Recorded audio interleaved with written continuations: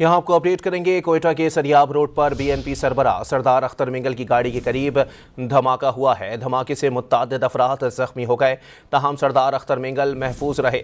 धमाका उस वक्त हुआ जब सरदार अख्तर मिंगल शाहवानी स्टेडियम से बाहर निकल रहे थे।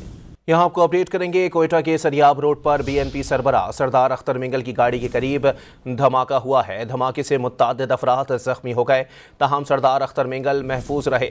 धमाका उस वक्त हुआ जब सरदार अख्तर मिंगल शाहवानी स्टेडियम से बाहर निकल रहे थे।